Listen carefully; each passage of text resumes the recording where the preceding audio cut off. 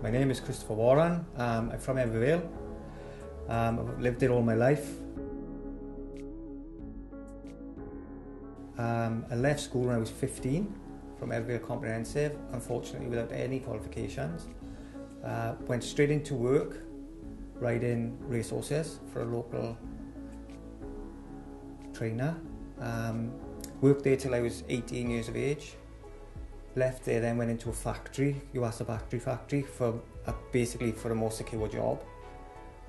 Worked there for the next 8 years, left there when I was approximately 26 years old due to back issues. Unfortunately, my health condition deteriorated over the next probably 2 years. I then went into the benefit system. I think it was approximately 1994, something around there. Was put onto incapacity benefit. Basically from then on I stayed on incapacity benefit, went for various reviews and up to the local job centre to see people, to see if I could be helped in any way back into employment. Was basically constantly told there's no way for you to go in your condition, there's nothing around for you that's suitable. So basically stay as I am. So probably the best thing you can do is stay where you are. And for some mad reason, I picked QWEST first, and I honestly can't tell you why. But I just went through them all, and I just thought, I'll try that one. And I came to Evervale Institute, I spoke to Anne, and she was just like a breath of fresh air.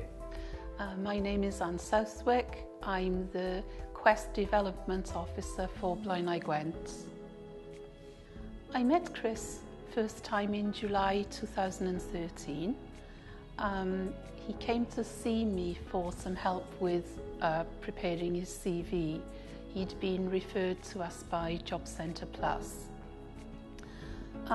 When on that occasion, he was, I would say, quite desperate really, because he has a very chronic back condition which causes him a serious amount of pain. He hadn't worked, I think it's for about 13 years because he'd been on long-term sickness benefits. And he'd been told that he was assessed to be fit for work and that his benefits were going to stop in September. So he was in quite a desperate situation because his benefits were going to stop, and yet the kind of work that he could do was very restricted because of his health condition, and his chances of actually being able to obtain employment were looking quite bleak at that time. She was so positive. She kept in touch via email, asking me how I was doing, come up and see me, and gradually it just changed my thought process. Instead of thinking, well, everybody's telling me I can't do this, there was somebody there telling me, you're capable of doing something, how far we can go, and obviously didn't know. But at least it was, we'll go a step at a time, take some courses, some college courses, see how you can cope with them, and that'll give us a base to work from. And that started me thinking, well, maybe I can then. Maybe I can do something. I then suggested to him that it would be a good idea if he took some courses. Not that he needed to learn very much, but that he would then have the qualifications to prove the standard of education that he actually had.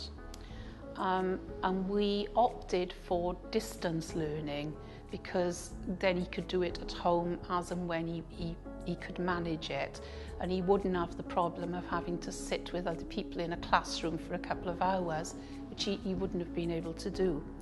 So we referred him to the WEA, and they arranged for him to take Learn Direct courses in English, mathematics and IT. And he took very well to the distance learning. So then I enrolled in the college courses, enjoyed them, kept in touch with Anne. As I said, she's a fantastic lady.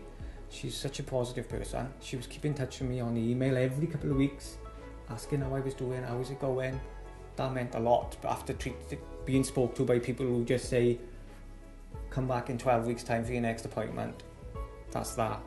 And due to that then, they gave me a work placement, voluntary work placement, for 8 weeks for a company called Monwell Signs Limited in Ebervale. The 8 weeks went well.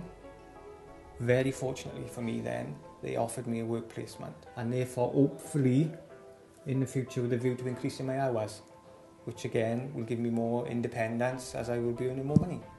So that's the long-term goal from now forward, is to hopefully build my knowledge of the job and increase my hours. So hopefully I will be independent and totally independent as much as I can be. I never will be totally independent. Obviously I'm always going to be reliant on certain things, I know that. But I will be more comfortable in the fact that I'm doing something for myself. And I'm going to continue with the learning.